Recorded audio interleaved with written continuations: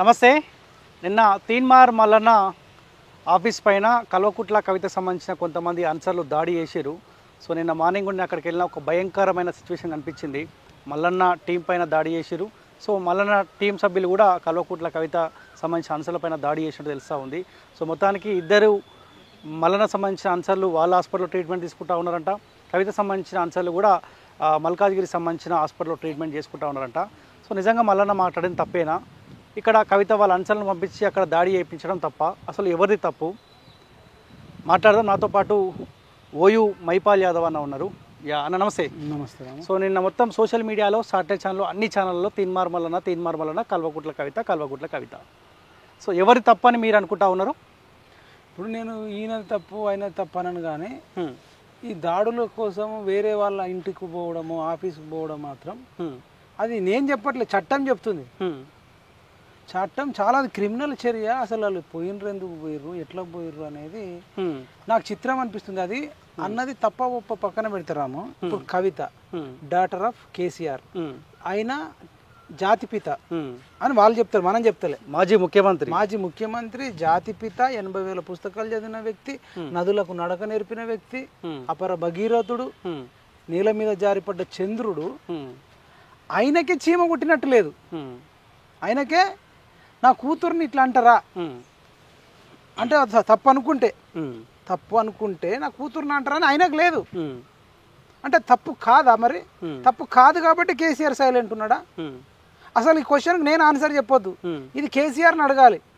Sir మరి మీ కూతురు మీద ఇట్లా వచ్చింది, ఇది తప్ప ఒప్పు అంటే ఆయనకే చీము లేదు, నెత్తురు లేదు, రక్తం ఉడకట్లేదు అన్నప్పుడు మనకేం సంబంధం అన్న? అట్లనే వాళ్ళు అన్నున్నాడు కేటీఆర్, కల్వకుంట్ల తారక రామారావు అంటే ఆలియస్ అజయ్ రావు. మరి అయినా కూడా అమెరికాకు పోయినా లక్షల కోట్ల జీతం వదిలేసి వచ్చి నేను ఆత్మగౌరవం కోసమే నేను తెలంగాణకు వచ్చిన అన్నప్పుడు ఆయన సొంత చెల్లె ఏదన్నా ఒక్క స్టాండ్ అయితే చెప్పాలి కదా. అది అవునా కాదా?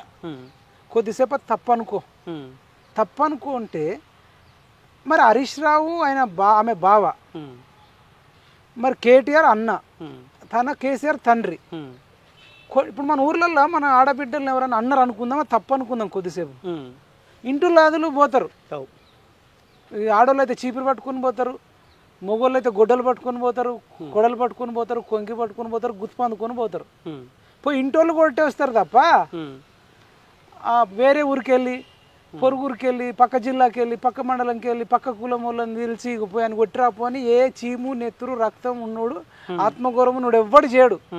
మీ ఊర్లో గొడవలు అవుతాయి కదా, మీకు ఇంట్లో వచ్చి గొడవ చేస్తే ఒక ఆడబిడ్డని ఎవరో అన్నారు అనుకుందాం, వాళ్ళ ఇంటి వాళ్ళు పోతారా, పొరుగు ఇంటి వాళ్ళు పోతారా? అక్కడికి పాలోడని వస్తాడు. అసలు వాళ్ళైతే పక్క ఉండాల్సిందే కదా, ఉంటారు. పాలోడు ఉంటాడు, వాళ్ళ సేమ్ ఎవరైతే జన్మనిచ్చిన తల్లి కూడా లేదండి. తల్లికి లేదు, తండ్రికి లేదు, అన్నకు లేదు. ఆ బావ హరీష్ రావుకు లేనప్పుడు ఈ కోన్కి ఇసుకగాళ్ళు ఎందుకు పోయారంటారు నేను. మళ్ళీ పోయిన వాళ్ళంతా ఎస్సీ బీసీలే ఉన్నారట. అంటే వాళ్ళు దొరలు. ఇప్పుడు మారుతిరావు అప్పట్లో ప్రణయ్ని చంపమని చెప్పేసి సుఫారు ఇచ్చిండు, అమృత భర్తను. ఆయన సుఫారు ఇచ్చి దొరికిండు, ఆయన ఏదో పాపం చచ్చిపోయింది, అయిపోయింది. అంటే వీళ్ళు అట్లా అనుకుంటారా మీరు? అంటే ఇప్పుడు మల్లన్న తప్పని భావిస్తే అసలు అన్నిటి మించి కవితనే పోలేదు కదా. ఇప్పుడు తప్పు అనుకుందాం, పోతే క్యూ న్యూస్కి కవిత పోవాల్సిండే, లేదంటే మల్లన్న ఇంటికే పోయేడుండే. నువ్వు మధ్యలో ఎస్సీ ఎస్టీ బీసీలను ఎందుకు బలి చేయడం? ఇప్పుడు అది ఆ క్యూ న్యూస్ అంతా రక్తం మడుగులతో నిండిపోయిన ఉన్నది. ఆ గాల్లో కాల్పులు జరిపిన ఆయన ఎస్సీ ఎస్టీ బీసీ అయిననే. మల్లన్న బీసీఏ, మల్లన్న అనుచరులు బీసీఏ, కవిత అనుచరులు బీసీఏ ఎస్సీ. వాళ్ళు మాత్రం రాజభవనాలలో సేఫ్ ఉండాలి. ఇప్పుడు కొద్దిమంది మల్లన్న అనుచరులకు తగిలినాయి అంటారు. మల్లన్న మంచిగానే ఉన్నాడు, కవిత మంచిగానే ఉంది. ఇప్పుడు వీళ్ళు వెనకాల తిరిగేటోళ్ళు బలి పశువులు అవుతారు. ఇప్పుడు కొందరు కవిత మనుషులు అయితే సస్తారో బతుకుతారో అనేది అంటారు. ఇప్పుడు రామిడి వెంకటరెడ్డి అన్న మొన్ననే మరి మీ పక్క తెలంగాణ ఛానల్కి ఇంటర్వ్యూ ఇచ్చిండు. ఈటల రాజేందర్ అన్నకు ప్రధాన అనుచరుడు ఉండే. ఇప్పుడు కవిత జాగృతిలో కూడా జాయిన్ అవుతాడేమో అనే వార్తలు వచ్చినాయి, కవితను కలిసినట్టు వార్తలు వచ్చినాయి. ఆ అన్న లాంటి వాళ్ళతో మాట్లాడితేనే చాలా డేంజర్గా ఉంది. అసలు వాళ్ళ రక్తం గారిపోతుంది, వాళ్ళు చస్తారో బతుకుతారో తెలియదు. మేడిపల్లి పోలీస్ స్టేషన్లో ఉండే మళ్ళీ మేము వెళ్ళి మాట్లాడితే వాళ్ళని మల్కాజ్గిరిలో ఒక ప్రైవేట్ హాస్పిటల్ తీసుకెళ్ళిరు. అక్కడికి ఎవడు వచ్చిన వాళ్ళు లేడు. ఇప్పటిదాకా కవిత రాలే, వాళ్ళ పేరు తీసుకోలే, వాళ్ళు ఎట్లున్నారో తెలియదు. అంటే మీకు ఎందుకు చెప్తున్నా ఈ స్టోరీ అంటే, మధ్యలో పోతే మీరు చచ్చిపోతారు. మళ్ళీ నేను అంటాడు, రెండు దున్నలో గుద్దుకుంటే మధ్యలో లాగెదుడపోతే ఇది నగిలిపోయినట్టు వాళ్ళు కొట్టుకుంటే అసలు వీళ్ళెందుకు పోవాలండి? అంటే ఇప్పుడు ఎవరైతే బీసీలు తీన్మార్ ఆఫీస్ పైకి దాడి చేయడానికి ఎవరైతే వేయరు అంటే కవిత ప్రమేయం లేకుండా, కవిత పర్మిషన్ లేకుండానే అక్కడ పోయిరు అనుకోవచ్చు. ఎందుకంటే నిజంగా మల్లన్న తప్పైతే కల్వకుంట్ల కవిత ఇమీడియట్లీ ఒక హాస్పిటల్ పోయి అలా అనుచరులని పరామర్శించాలి, సోషల్ మీడియాలో పెట్టాలి, మల్లన్న కొట్టిండు, మల్లన్న టీం సభ్యులు కొట్టిరని చెప్పాలి. అంటే ఆమె పోవట్లేదు అంటే మల్లన్న తప్పు లేదని ఆమెను ఒక క్లారిటీకి వచ్చింది అనుకోవచ్చా? అదే మరి అసలు నాకైతే విచిత్రమైన ఫైట్ ఇది. ఇట్లా జరగవద్దు ఫైట్. నేను ఇక్కడ నుంచి రాజకీయాలలో నేను ఏమంటున్నా అంటే, వీళ్ళు ముందే వాళ్ళ అనుచరులకు మీటింగ్లలో చెప్పుకోవాలి, నా మీద ఎవరన్నా కామెంట్ చేసినా విమర్శించినా మీరు ఎక్కడ దాడులకు వెళ్ళొద్దు, వెళ్ళాల్సి వస్తే నేనే వెళ్తాను చెప్పాలి. మధ్యలో వీళ్ళు ఎందుకండి, వీళ్ళు అడ్డ మీద కూలీలా వాళ్ళ మీద దాడికి వీళ్ళ మీదకి దాడికి పోవడానికి? ఇప్పుడు ఈమె ఇంకా పరామర్శించడానికి పోతలేదంటే వీళ్ళ ప్రాణాలు లెక్కనే లేదా ఆమెకు? ఇప్పుడు కవితకి అసలు లేనే లేదు, వీళ్ళ మీద లేదు. ఇప్పుడు నేను లైవ్ స్ట్రీమ్లోకి వచ్చిన అనుకుంటుందా, ఏమనుకుంటుందా? ఆమెకు నిజంగానే రక్తం ఉడికితే వేరే వాళ్ళు ఎందుకు పోవాలన్నా? ఇప్పుడు ఎట్లుంటుందంటే రాజకీయాలలో కొందరు అతి ఉత్సాహంతో కూడా పోవచ్చు, లేదంటే అలా పిఏకి ఫోన్ చేసి అయినా పోవచ్చు, లేదంటే ఆమెకి చేసి పోవచ్చు, ఆమెకు చేయకుండా కూడా పోవచ్చు. ఏదన్నా ఆమె దగ్గర పేరు ప్రతిష్టలు తెచ్చుకుందాం, ఆమె దగ్గర ఆల్రెడీ చాలా డబ్బు ఉంది, మాకు అప్పులు ఉన్నాయి, లేదంటే బాధలు ఉన్నాయి, కష్టాలు ఉన్నాయో 5 లక్షలు 10 లక్షలు ఇస్తాను అతి ఉత్సాహంతో పోవచ్చు, లేదంటే కవిత చెప్పవచ్చు, మనకు తెలియదు. కానీ కవిత మాత్రం సమర్థిస్తుంది, కవిత సమర్థిస్తుంది. ఇంకా బుద్ధి చెప్తాం తీన్మార్ మల్లన్న ఖబర్దార్, ఆడబిడ్డను తెలంగాణ ఆడబిడ్డను అగ్గి రవ్వై నములుతా కొరుకుతా ఇది చేస్తా అది చేస్తా అని ఆమెనంటుంది. అంటే వాళ్ళు పోవడం తప్పు అని అంటలే, అంటే నా కోసం మీరు పోవాలి, గన్మెన్లు కాలుస్తే చావాలి. ఇప్పుడు ఇజ్జత్కు చెప్పుకుంటారా నాకు డౌట్ వస్తుంది. ఇప్పుడు అసలు పంచాయతీ బీసీ రిజర్వేషన్ సంబంధించి ఆమె సెలబ్రేషన్ చేసుకుంటే దాన్ని బేస్ చేసుకొని తీన్మార్ మల్లన్న కామెంట్ చేసిండు. నిజంగా బీసీ రిజర్వేషన్కు కల్వకుంట్ల కవిత పోరాటానికి సంబంధం ఉన్నదా? అంటే ఆమెకు అవసరం ఉందా బీసీల కోసం పోరాటం చేయాల్సిన అవసరం? ఇప్పుడు ప్రజాస్వామ్యంలో రాము వాళ్ళు పోరాటం ఎవరు దేనికోసమైనా చేయొచ్చు, ఎవడ అంటే చేయంగా మనం ఆపలేం. అట్లనే మల్లన్న లాంటి కూడా కౌంటర్ ఇవ్వచ్చు. మల్లన్న లాంటి కూడా నువ్వు బీసీ కాదు, నువ్వు ఓసీ, మీరు వెలమ, నీకేం సంబంధం, ఆల్రెడీ మీ నాన్న అధికారంలో ఉన్నప్పుడు మరి నువ్వేం చేసినావు 10 ఏళ్ళని ఈయన అడగవచ్చు. మళ్ళీ దానికి ఆమె కౌంటర్ ఇవ్వచ్చు. ఆమెకు చేసుకునే ఆమెకు ఉంటుంది. నేను చెప్పాను, నా చేతిలో ఏముంది, రాజ్యాంగం చెప్తున్నా నేను. రాజ్యాంగం ప్రకారం అయితే ఆడోళ్ళ కోసం మొగోళ్ళు ఫైట్ చేసిన వాళ్ళు ఉన్నారు, ఆడోళ్ళ స్త్రీ హక్కుల కోసం మొగోళ్ళు చేసిర్రు. స్త్రీ హక్కుల కోసం కొట్లాడాలంటే మరి స్త్రీ కావాల్సిన అవసరం లేదు. అట్లనే మన ఎస్సీ ఎస్టీ బీసీల కోసం కూడా మల్లు స్వరాజ్యం లాంటి వాళ్ళు, రావి నారాయణ రెడ్డి లాంటి వాళ్ళు, ఇంకా పుచ్చలపల్లి సుందరయ్య లాంటి వాళ్ళు, ఈవెన్ బీసీ రిజర్వేషన్ కోసం కూడా జయప్రకాష్ నారాయణ అని, ఇప్పుడు మన తెలంగాణలో ఉన్న జయప్రకాష్ నారాయణ కాదు, ఢిల్లీలో ఉత్తరప్రదేశ్కి సంబంధించిన జయప్రకాష్ నారాయణ గారు బీసీల కోసం, బీసీ రిజర్వేషన్ల కోసం కొట్లాడిన వాళ్ళు ఉన్నారు. నిజాయితీగా నిబద్ధతగా ఏ కులం వాళ్ళైనా కొట్లాడొచ్చు.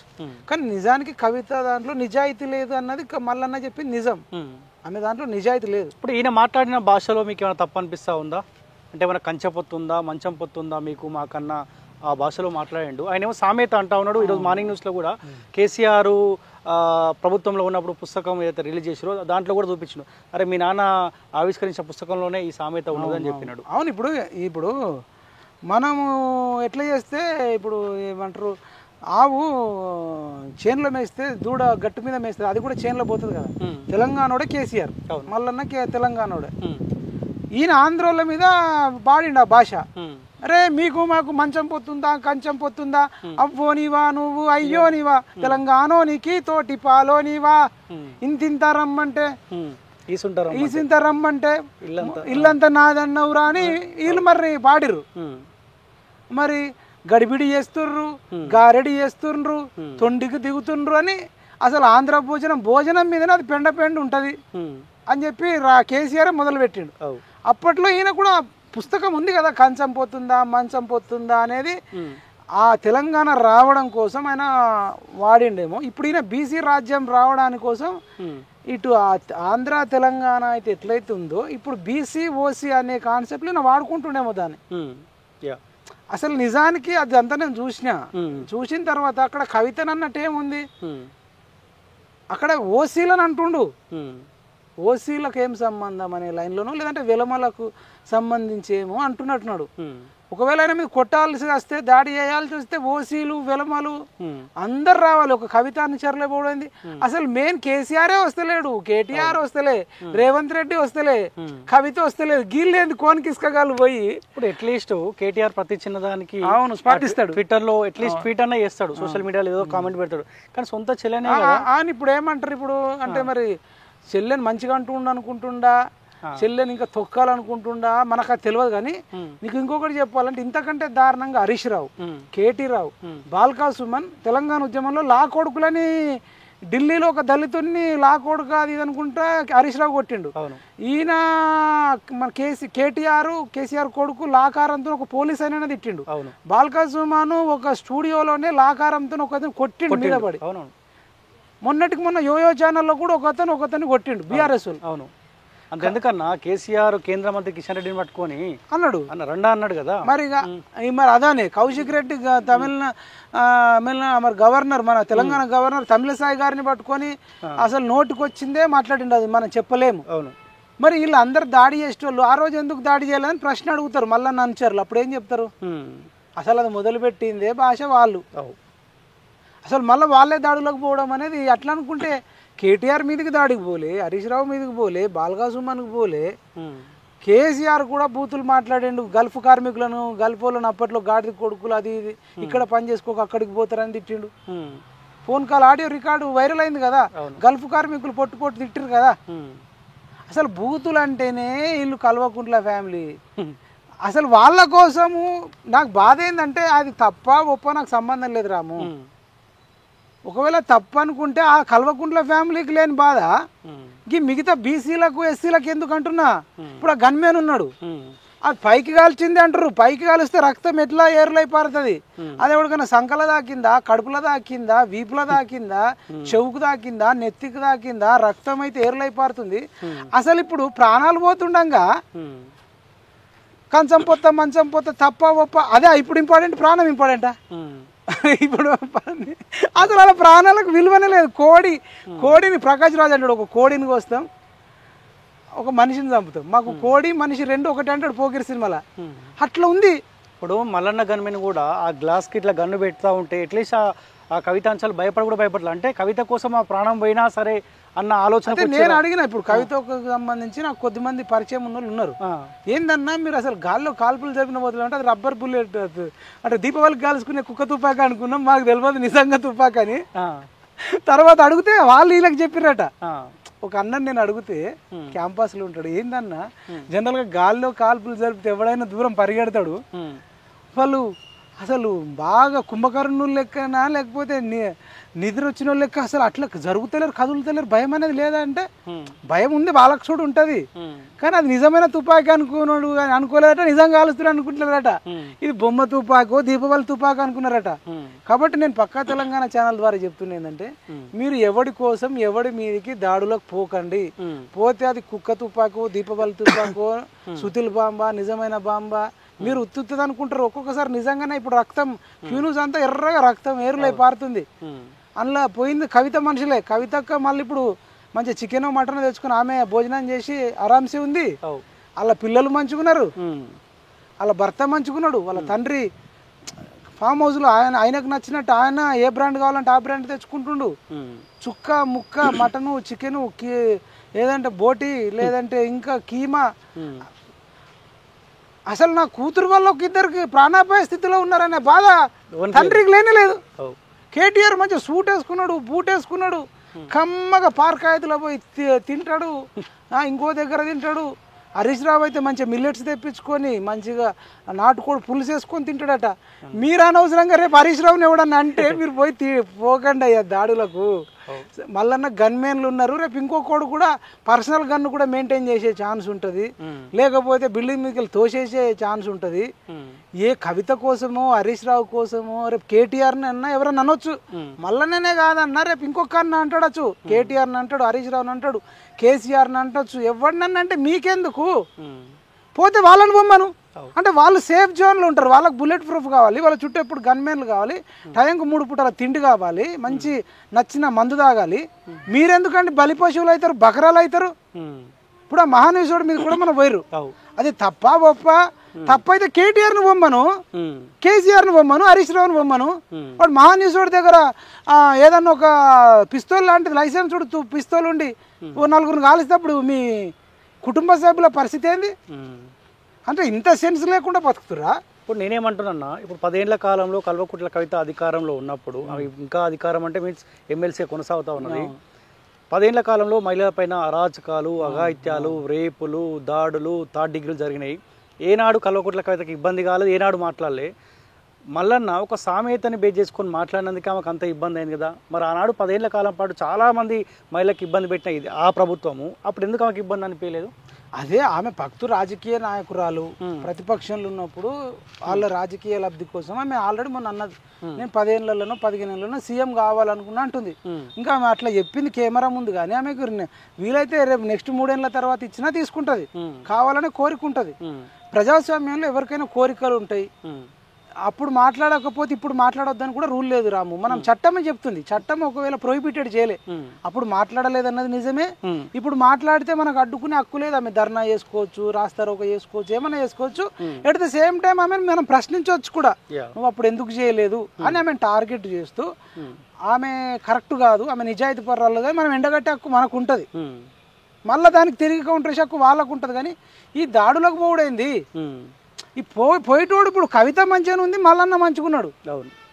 ఇప్పుడు గన్మ్యాన్ పాపం, గన్మ్యాన్ కూడా రేపు నెక్స్ట్ కోర్టుకు పిలుస్తారు కదా. ఇక 3 నెలలకు ఒకసారి అది ఎందుకు కాల్చినావు, ఎట్లయిందని అడుగుతారట, ఎక్స్ప్లెనేషన్ ఉంటుందట. ఆయన కూడా కోర్టుల చుట్టూ తిరగాలన్నట. మరి తర్వాత మల్లన్న ఆయనను పట్టించుకుంటాడా పట్టించుకోవడో తెలియదు. కానీ ఇప్పుడు ఒక పొలిటికల్ లీడర్కు గన్మెన్లు ఇచ్చారనుకో, ఆ పొలిటికల్ లీడర్కి ఏమైనా ప్రాణాపాయ స్థితి ఉన్నప్పుడు ఆ గన్లను యూజ్ చేసుకునే అవకాశం ఉంటుంది కదా. ఉంటుందట. అయితే దానికంటే ముందు కొన్ని ఉంటాయట. నేను తర్వాత అడ్వకేట్లతో, మా శరత్ సార్ లాంటి వాళ్ళతో మాట్లాడితే, అసలు దానికి మరీ మీదికి వచ్చి ఈయనను కాపాడాలి, ఇది అవుతుంది అనే టైంకు ఫస్ట్ గాల్లో ఒకటో ఉండేమో కాల్చి, మళ్ళీ దాన్ని తర్వాత కాలుకు అట్లా కాల్చి, మళ్ళా చేతుకు కాల్చి అట్లుంటారు. కానీ డైరెక్ట్ చంపడానికి ఉండదట. ఇప్పుడు నేను చంపడానికి వచ్చినప్పుడు 2 కాళ్ళకు కాల్చిన తర్వాత వాడు ఆన్నే కాళ్ళు మనిషిని ఆపాలంటే చంపాల్సిన అవసరం ఉందా రాము? లేదు లేదు. ఇప్పుడు నేను గుడ్డలు పట్టుకోనో కత్తి పట్టుకోనో కొట్టడానికి వచ్చిండు, నువ్వు వాడి బుల్లెట్ పాయింట్లో కూడా పెట్టవచ్చు, లేదంటే గుండెగా నెత్తికి కాల్చవచ్చు, కడుపులో కాల్చవచ్చు, నీకు ఇంకొక ఆప్షన్ మోకాళ్ళకు కూడా కాల్చవచ్చు. 2 మోకాళ్ళకు కాల్చినాక రక్తం పారుతుంటే కూడా నిన్ను పట్టుకోవడానికి రావడానికి ఉంటుందా? ఆత్మరక్షణ కోసమైనా దాన్ని తుపాకిని కాళ్ళకు కాల్చినట్ట పుసుకని. ఇప్పుడు మల్కాజ్గిరిలో ఎవడన్నా చచ్చిపోతే ఇప్పుడు మల్లన్నకు ప్రాబ్లమే, గన్మ్యాన్కు ప్రాబ్లమే, కవితకు ప్రాబ్లమే, ఇప్పుడు ఎవడైతే చచ్చిపోతాడో వాళ్ళ కుటుంబ సభ్యులకు కూడా ప్రాబ్లమే. ఇప్పుడు గన్మెన్లు కాల్పులు జరిపారు కాబట్టి అరే ఏదో జరుగుతుంది అని చెప్పి భయపడి కవిత అంచలు వెళ్ళిపోయారు. ఒకవేళ ఆయన కాల్పులు జరపకపోతే మల్లన్న పైన అటాక్ చేస్తూ ఉండే కదా. వాళ్ళు అసలు వాళ్ళు భయపడుతున్నారు. నేను వీడియోలు చూసినా కదా, కాల్పులు జరిపితే భయపడలే. మరి తర్వాత ఏం జరిగి బయటకు పోయారు అనేది నాకు తెలియదు. మల్లన్న మనుషులు ఎక్కువ వచ్చి కొట్టి పంపించిర్రా, ఏం చేసిరో తెలియదు. కానీ అసలు కాలుస్తుంటే ఎవడన్నా ఉరుకుతున్నాడా? నువ్వు వీడియోలు విజువల్స్ చూడు. నేను షాక్ అయిపోయినా. అదే నేను షాక్ అయిపోయినా. ఇప్పుడు మల్లన్నని చంపడానికి వచ్చి వాళ్ళకంత సీన్ కూడా లేదండి. ఎందుకని చంపాలనుకుంటాడు ఇట్లా తూ బెదిరియాడు. కవిత నిజంగా కవిత మీద ప్రేముడైనా చంపాలనుకుంటాడు, ఎట్లన్నా చంపుతాడు. ఎంతో మంది చేస్తలేరా? కవిత మీద కూడా వీళ్ళకి పూర్తిగా ఉండదు, ఈయన మీద ద్వేషం ఉండదు. ఏదో బెదిరియాలి, చెయ్యాలి, తర్వాత కవితక్క దగ్గర మెప్పు పొందాలి, ఆమె దగ్గర చాలా డబ్బు ఉంది అనే ఆలోచన ఉంటుందేమో నేను అనుకుంటున్నా. నిజంగా చంపాలా మల్లన్న నన్ను ఫిక్స్ అయితే ఏడన్నా దొరికించుకుంటారు, ఏడన్నా దొరుకుతాడు. ఈయన ప్రజలలో తిరిగేటోడు. ఇప్పుడు సాంబశివుని నరకలేదా, ఆయన రాముల్ని నరకలేదా, మారోజు వీరన్న నరకలేదా, బెల్లులతక్క నరకలేదా, లేకపోతే మన పండగ సాయన నరకలేదా, మాధవరెడ్డి ఆయన హోమ్ మినిస్టర్గా చేసిన మందు పాత్ర పెట్టి లేపారు కదా. ఎవడాపుతాడు, ఎవడే చెప్తాడు? అసలు నేను అనేది ఏంటంటే మీరెందుకు పోవడము? చంపితే కవితనే మల్లన్నను చంపుకొని డైరెక్ట్ వచ్చి, లేదంటే మల్లన్న నా మీదకి వచ్చింది కాబట్టి ఆత్మరక్షణ, కానీ ఆ గన్మ్యాన్ కూడా ఎందుకు బలి చేయాలి? ఆ గన్ తీసుకొని మల్లన్ననే కాల్చాలి. మరి పాపం మల్లన్న అంటే గన్మ్యాన్ బకర అవుతాడేమో నా డౌట్. ఓకే, గన్మ్యాన్ రేపు లీగల్గా ఎన్ని ఎదుర్కోవాల్సి వస్తే నాకు చట్టం అయితే తెలియదు. మధ్యలో అయినా ఎందుకు బలి కావాలి? అడుగుతారు ఖచ్చితంగా, కోర్టు అడుగుతారు ఏ సిచ్యువేషన్ లో కాల్పు చెప్పు, అది అంటే పరిచయం మల్లన్న పర్మిషన్ ఇచ్చిండా లేకపోతే మల్లన్న ఫోర్స్ తోటే మీరు చేసి అసలు ఏముంటుంది దానికి? ఏముంటుంది అని అంటే మల్లన్నకు కోపం ఉంటే ఒక తుపాకు కట్టుకొని పోయి కేసీఆర్నో కవితనో కాల్చేసుకుని మనకు సంబంధం లేదు. లేదంటే కవిత కోపం ఉంటే మల్లన్నను కాల్చుకుంటా మనకు సంబంధం లేదు. కానీ ఈ మధ్యలో ఈ బకరగాళ్ళు ఎందుకు బకర అవుతారు అంటున్నా నేను. వీడికేం అవసరము? ఇప్పుడు కుక్క సాగు చేస్తున్నారు అక్కడ, ఎందుకన్నా? ఇప్పుడు ఆ రక్తం కారుతుందట, ఓడు పట్టించుకుంటాడట. ఓకే అన్న, గాలికి పోయి కంపను ఏదో తగిలించుకున్నట్టు అవసరం అంటున్నా నేను. గతంలో చాలాసార్లు తీన్మార్ మల్లన్న పైన ప్రతిపక్ష హోదాలో ఉన్నప్పుడు, ఇండిపెండెంట్ ఉన్నప్పుడు దాడులు జరిగినాయి. సో మల్లన్న పైన దాడి జరిగినా, అరెస్ట్ అయినా ఇమీడియట్లీ రియాక్ట్ అయ్యే మైపాల్ యాదవ్. సో ఎందుకు నిన్న దాడి పట్ల ఎందుకు రియాక్ట్ కాలేదు? అదే చెప్తున్నా, మల్లన్నతోని గతంలో ఉన్నాడు ఎవరు లేడు, కవితతో ఉన్నాడు గతంలో ఎవరు లేడు. వీళ్ళ తర్వాత మనం వాళ్ళకు మద్దతుగా అయ్యో మనోడని మనం అనుకున్నా కనీసం నా కోసం మాట్లాడారని ఒక థ్యాంక్స్ కూడా వీళ్ళు చెప్పరు. మనకేదన్నా జరిగినప్పుడు కూడా వాళ్ళు పెద్దగా స్పందించరు. మన కోసం స్పందించినప్పుడు, మనం ఫోన్ చేస్తే లేపనప్పుడు, మన మీద ఎవడన్నా దాడి చేస్తే బయటకు వచ్చి మాట్లాడినప్పుడు ఇక మనం మాట్లాడితేంది మాట్లాడకపోతే అని ఒక ఫీలింగ్తో మనకెందుకు లే పోనీలే అని సపోర్ట్ కూకుంటున్నాం. మీ ఇద్దరి మధ్యలో గ్యాప్ ఇదేనా? నాకంతే. నా మీద జరిగినప్పుడు ఆయన పెద్దగా ఎక్కడ గట్టిగా స్పందించినట్టు నాకు ఇప్పుడు దుండిగల్లో మన మీద కేసులు పెట్టినప్పుడు నువ్వు వచ్చినావు, దుండిగల్ వచ్చినాం మనం చూసినాం. ఈవెన్ నాగార్జున సాగర్లో కూడా మనం కిడ్నాప్ చేసినప్పుడు ఆయన పెద్దగా వాయిస్ ఇచ్చినట్టు, మనం కిడ్నాప్ అయిన సమయంలో ఇచ్చినట్టు మనం ఎక్కడ చూసింది లేదు. వేరే సందర్భంలో కూడా మన గురించి ఎక్కడ స్పందించినట్టు పెద్దగా అయ్యో అన్నట్టు లేదు. మనం ఫోన్ చేసినా సరిగ్గా ప్రాపర్గా రెస్పాండ్ కాలే, అంటే లేపలేరు. మనం అప్పుడు అంతా తెగించినప్పుడు అంత చేస్తేనే మనల్ని పట్టించుకోలేదు. మన అవసరం ఉండని అడిగితే నేను చేస్తే ఇప్పటికైనా నాకు వాళ్ళ టీం వాళ్ళు ఫోన్ చేసి మాకు మద్దతు ఇవ్వరంటే నేను డెఫినెట్గా దాడుల మీద మనం ఇప్పుడు నువ్వు వచ్చినావు రాము, నువ్వు ఫోన్ చేసినావు, ఇప్పుడు దాడులను మనం ఖండిస్తున్నాం కదా, ఎవడు పోవద్దు అంటున్నాం కదా.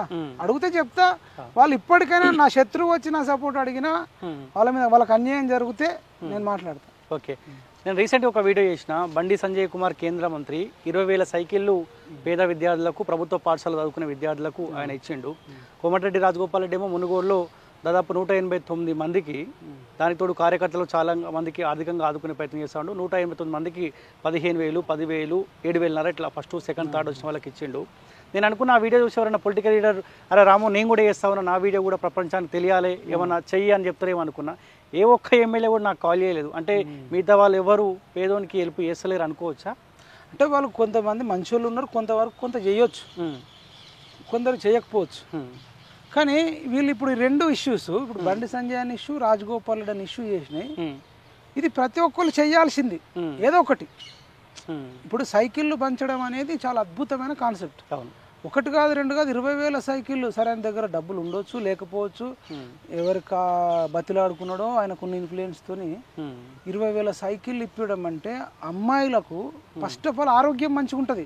సైకిల్ మీద పోవడం వల్ల పొల్యూషన్ తగ్గుతుంది, సైకిల్ మీద పోవడం వల్ల వాళ్ళు కాళ్ళు స్ట్రాంగ్ అవుతాయి, వాళ్ళ ఆరోగ్యం ఫిట్నెస్ ఉంటుంది, తర్వాత వాళ్ళకు ఒక ఆత్మగౌరవం ఉంటుంది, తర్వాత కొనుక్కోలేని వాళ్ళు ఉంటారు, గరీబ్ వాళ్ళు ఉంటారు, వాళ్ళకు ఒక మంచి అది అసలు సైకిల్ కాన్సెప్ట్ అనేది రేపు భవిష్యత్తులో చాలా ఉపయోగపడే కాన్సెప్ట్.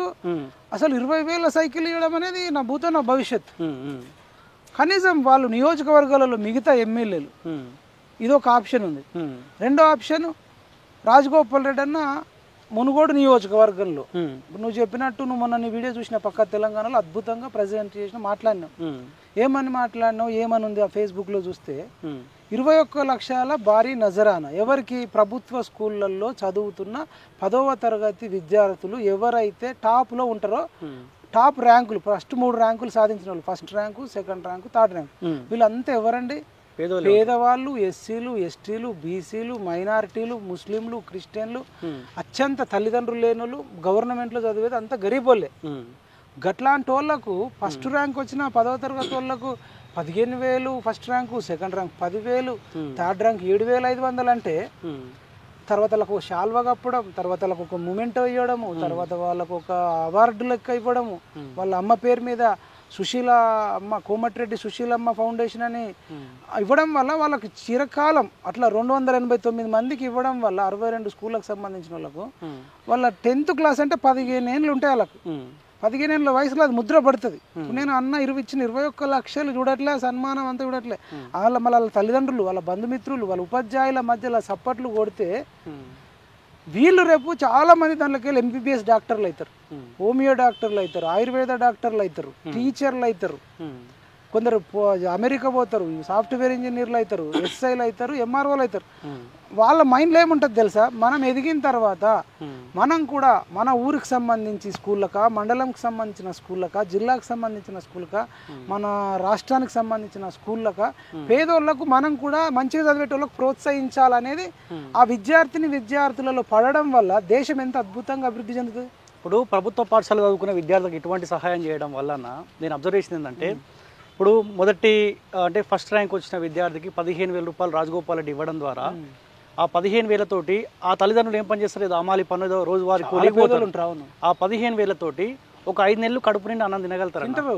ఒక 5 రైస్ బ్యాగ్ వేసుకుంటారు. ఎంత సంబరపడతారు, నా బిడ్డే మంచిగా చదివి 15,000 రూపాయలు సంపాదించుకొచ్చి నాకు ఇచ్చింది అంటే అవార్డు ద్వారా గెలిచిందని అసలు ఎంత ఎంత సంబరపడతారు. 15 ఏళ్ళ వయసులో 15,000 రూపాయలు ఒక అమ్మాయి అది ర్యాంక్ తెచ్చి సంపాదించుకొచ్చింది అంటే ఎంత గర్వము. మీరు అన్నట్టు దేనికన్నా 5 నెలలు తినొచ్చాను, 5 రైస్ బ్యాగ్లు వేసుకున్నా కానీ 5 నెలలకు సంబంధించిన కూరగాయలు, పప్పులు 5 నెలలు తినగలుగుతారు. దానికి తోడు ఈ ప్రభుత్వ పాఠశాలలో అరే మంచి ర్యాంక్ వచ్చినకి కోమటిరెడ్డి రాజగోపాల్ రెడ్డి 15,000 రూపాయలు ఇస్తామని చెప్పి ప్రైవేట్లో చదివేటోడు కూడా గవర్నమెంట్ స్కూల్లో జాయిన్ అవుతాడు కదా, జాయిన్ కావచ్చు. తర్వాత దీంట్లో ఉండే ఇప్పుడు మళ్ళీ 9th నుంచి 10th లో పడ్డోడు కూడా నేను మళ్ళా మంచిగా చదవాలి, కోమటిరెడ్డి సుశీలమ్మ ఫౌండేషన్ ద్వారా నేను 15,000 గెలుచుకోవాలని, ఒకరు 10,000 అన్న వస్తాయి, 2వ ర్యాంక్ వస్తే 10,000 వస్తాయి, 3వ ర్యాంక్ వస్తే 7,500 రావచ్చు, అవార్డు ఇస్తారు. మా సార్ల ముందు, మా తల్లిదండ్రుల ముందు, మా గ్రామస్తుల ముందు మాకు సన్మానిస్తారు, సపోర్ట్లు కొడతారు అనే ఉద్దేశంతో స్పోర్టివ్నెస్ తోని వాళ్ళు చదువు మీద ఇంట్రెస్ట్ పెరగడం అవకాశాలు ఎక్కువ ఉంటాయి. అట్లా 9th తోడుకుంటుంది, 8th తోడుకుంటుంది. నేను అనేది ఏంటంటే ఇక భవిష్యత్తులో రాజగోపాల్ రెడ్డి అన్న నియోజకవర్గం అంతా చేసిండు కదా, నెక్స్ట్ ఏ గ్రామానికి ఆ గ్రామ పెద్దలు కానీ సర్పంచ్ కానీ రాజగోపాల్ రెడ్డి అని ఒక్కడే 169 మంది విద్యార్థులకు, 189 మంది విద్యార్థులకు సరే ఆయన అంత గొప్ప వ్యక్తి, ఆయన మరి ఒక స్ఫూర్తినిచ్చినప్పుడు నెక్స్ట్ దీన్ని ఆదర్శంగా తీసుకొని సర్పంచులు కూడా నెక్స్ట్ ఇయర్ నుంచి మేము అది 7th కావచ్చు, 8th కావచ్చు, 9th కావచ్చు, 10th కావచ్చు, టాప్ 3 ర్యాంకులు వచ్చిన వాళ్ళకి మేము సపోర్ట్ చేస్తామని ఏ గ్రామానికి ఆ గ్రామం చేసుకోవచ్చు కదా. ఏ మండలంకి ఆ మండలం మళ్ళీ గ్రామంలో ఇవ్వాలి, మండలంలో ఇవ్వాలి, నియోజకవర్గంలో ఇవ్వాలి, జిల్లా వారిగా ఇవ్వాలి, స్టేట్ వైడ్గా కూడా ఇవ్వాలి. తప్పేముందండి, ప్రభుత్వం కూడా ఒక జీవో తీసుకొచ్చినా తప్పలేదు కదా. బండి సంజయ్ కుమార్ కూడా 20,000 సైకిల్ ఆయన సొంత పైసలకి వెళ్ళి ఏమి ఇవ్వలేదు, ఆయనకున్న పరిచయాలతోటి ఈయన సహాయం కోసం ఎవరైతే వస్తారో నేను 100% మీకు సహాయం చేస్తా, పేద విద్యార్థులకి సైకిల్ ఇప్పాడని చెప్పినప్పుడు చాలా మంది ముందుకు వచ్చారు. నేనేమంటా ఉన్నా, ఎమ్మెల్యేల సొంత డబ్బులు ఆస్తులు అమ్మేం పెట్టకండి, వీళ్ళ దగ్గర చాలా ఎమ్మెల్యే దగ్గరికి ఒక కాంట్రాక్టర్ లేకపోతే ఒక కంపెనీ నుంచి కూడా వస్తాడు, నాకు నియోజకవర్గానికి తీరాంటి ఇస్తారు కదా. ఈ ప్రయత్నం మనసు ఉంటే మార్గం ఉంటుంది అబ్బా. ఇప్పుడు రాజగోపాల్ రెడ్డి అన్న కూడా డబ్బులు ఉన్నాయా లేవా మనకు తెలియదు, కానీ గొప్ప మనసు ఉంది. బండి సంజయ్ దగ్గర కూడా డబ్బులు ఉన్నాయా లేవా తెలియదు, ఆయనకు ఇయ్యాలని ఒక మంచి మనసు ఉండడం వల్ల లేకపోయినా స్పాన్సర్లను వెతుక్కొచ్చి ఇచ్చిండు. అట్లా మిగతా ఎమ్మెల్యేలకు ఉండాలి ఖచ్చితంగా. వాళ్ళకు ప్రతి ఒక్క స్కూల్ పిల్లలకు, ఎస్పెషల్గా అమ్మాయిలకు, అబ్బాయిలకైనా సరే పేరు కొనియడం ముఖ్యమే. 10th క్లాసే కాదు, 9th, 8th, 7th, 4th, 5th, 6th, 1th వరకు కూడా టాప్ ర్యాంకులకు ప్రతి సంవత్సరం సన్మానాలు చేసి శాల్వాలు కప్పితే వాళ్ళు ఇంకా స్పోర్టివ్ పెరిగి ఇది బంగారు తెలంగాణ కాదు విద్యా తెలంగాణ అవుతుంది. మిగతా ఎమ్మెల్యేలకు సోయి లేదా నేను అడుగుతున్నా. మిగతా ఇప్పుడు ముఖ్యమంత్రి ఫస్ట్ కొడంగల్లో సైకిళ్ళు పంచాలి, ముఖ్యమంత్రి కూడా రాజగోపాల్ రెడ్డి గారు ఇచ్చినట్టు వాళ్ళ 10th క్లాస్ వాళ్ళకు కానీ మిగతా ఇంకా అవసరం అనుకుంటే గవర్నమెంట్ నుంచి ఒక నిర్ణయం తీసుకోండి, ఒక బడ్జెట్ పెట్టండి, ఒక ఫైనాన్స్ పెట్టి ఇగో మేము ప్రతి సంవత్సరం ప్రతి గవర్నమెంట్ స్కూల్లో చదువుకున్న చదివి ఉండి తర్వాత ర్యాంకులు వచ్చిన వాళ్ళకు అది ఏ క్లాస్ అయినా కానీ 10th, 9th, 7th, 8th, 5th, 4th, 5th, first class అయినా సరే ఇగో మా ప్రభుత్వం నుంచి ఇంత సాయం చేస్తాం, ఇంత సన్మానిస్తాం అంటే నువ్వు అన్న ఒక రాజగోపాల్ రెడ్డి చేస్తేనే అంత ఎడ్యుకేట్ అయినప్పుడు ఒక ప్రభుత్వం చేస్తే ఎట్లుంటుంది? ఇది ఒక ఆప్షన్. ప్రభుత్వం తీసుకునేదాకా నువ్వు మనం చేసినట్టు 118 ఎమ్మెల్యేలలో ఒక ఎమ్మెల్యే లేడు. సరే రేపు ఎమ్మెల్యే కావాలనుకునే వ్యక్తి కూడా చేయొచ్చు. అట్లా మిగతా 118 నియోజకవర్గాల నుంచి ఎమ్మెల్యేలు చేయొచ్చు, ఎమ్మెల్యే ఆస్పిరెంట్లు కూడా చేయొచ్చు. ఇప్పుడు బీజేపీ నుంచి ఓడిపోయిన వాళ్ళు ఉన్నారు, కాంగ్రెస్ నుంచి ఓడిపోయిన వాళ్ళు ఉన్నారు, బీఆర్ఎస్ నుంచి ఓడిపోయిన ఉన్నారు. ఏందండి తప్పేముందండి చేస్తే? ఇప్పుడు ఎలక్షన్ అప్పుడు వచ్చి చాలా మంది బీర్లు వంచుతారు, మటన్ వంచుతారు, మద్యం వంచుతారు, డబ్బులు వంచుతారు. అప్పుడు వంచే బదులు ఇట్లా విద్యను ఎంకరేజ్ చేయండి. మీరు చేస్తే మీకు అప్పుడు డబ్బులు కూడా పంచాల్సిన అవసరం ఉండదు కదా. ఇప్పుడు సీతక్క కూడా చెయ్యాలి. సీతక్క గారు నేను రిక్వెస్ట్ చేస్తున్నా, మొన్న పక్కా తెలంగాణలో రాము మాట్లాడిన వీడియో మీరు చూడలేదా? చూడకపోతే ప్రతి ఒక్కరు సీతక్కకు కానీ కొండా సురేఖకు కానీ మీరు ఇంకా మహిళా మంత్రులు మీరు ఇంకా ఇనిషియేటివ్గా తీసుకోవాలి. పొన్నం ప్రభాకర్ అన్న కానీ, వివేక్ అన్న కానీ, పొంగులేటి సీనన్న కానీ, తుమ్మలన్న కానీ, బట్టి విక్రమార్క కానీ, లేకపోతే జూపల్లి కృష్ణారావు కానీ, మీరందరూ కూడా ఎందుకు చేయొద్దు? ప్రతి ఒక్కళ్ళు మీ నియోజకవర్గం చేసుకోండి అంటున్నాం మేము. మా నియోజకవర్గాలకు రమ్మంటలే. ఇప్పుడు ఒక ఛాలెంజ్ గా తీసుకోండి. గతంలో ఛాలెంజ్ గా తీసుకోవాలి. సంతోష్ రావు గ్రీన్ ఛాలెంజ్ అని చెప్పి ఒక మొక్క నాటి ఇంకోతో మొక్క నాటిపిస్తుండే. ఇప్పుడు కోమటిరెడ్డి రాజగోపాల్ రెడ్డి పిల్లలకు పేద విద్యార్థులకు ఎంత పెద్ద కాన్సెప్ట్ ఛాలెంజ్ గా తీసుకొచ్చి సీతక్క పేద విద్యార్థులకు ఫస్ట్ ర్యాంక్ సెకండ్ ర్యాంక్ వచ్చిన వాళ్ళకు 10-15 వేలు ఇచ్చానుకో, ఈమె ఏం చేయాలి? జూపల్లి కిషారావు మంత్రి గారికి ఈమె కూడా ఛాలెంజ్ విసిరాలి. నేను చేసాను కూడా అని చెప్పాలి. ఒక చైన్ సిస్టమ్. అప్పట్లో వీళ్ళు వైట్ ఛాలెంజ్ అని ఒకటి తెచ్చిరబ్బా. ఇప్పుడు కొండా విశ్వేశ్వరరెడ్డి గారు ఒక ఛాలెంజ్ చేసిండు రేవంత్ రెడ్డికి. రేవంత్ రెడ్డికి ఇంకొవరకు చేసిండు. కేటీఆర్ కూడా చేసిండు. ఈయన రేవంత్ రెడ్డి స్వాగతించిండు, కేటీఆర్ స్వాగతించిండు. నేను కొండ విశ్వేశ్వరరెడ్డి గారిని కూడా రిక్వెస్ట్ చేస్తున్నా, వీళ్ళందరూ కూడా కొంత చేసిర్రు, వాళ్ళ పరిధిలో చేసిర్రు. కానీ ఇది చాలా ఇంపార్టెంట్. ఎడ్యుకేషన్ కి సంబంధించి ప్రభుత్వ బడులను బలోపేతం చేయాలి అంటే ఈ ఛాలెంజ్లు రావాలి. అసలు యాక్చువల్ గా రాజగోపాల్ రెడ్డి అన్న ఛాలెంజ్ విసిరింటే బాగుండేది. కానీ ఆయన 3వ గంటకి చెప్పాడు, పబ్లిసిటీ చేసుకోడు, ఆయన ఇచ్చేసి వస్తాడు, ఆయన వచ్చి ఆయన పని ఆయన చూసుకుంటాడు.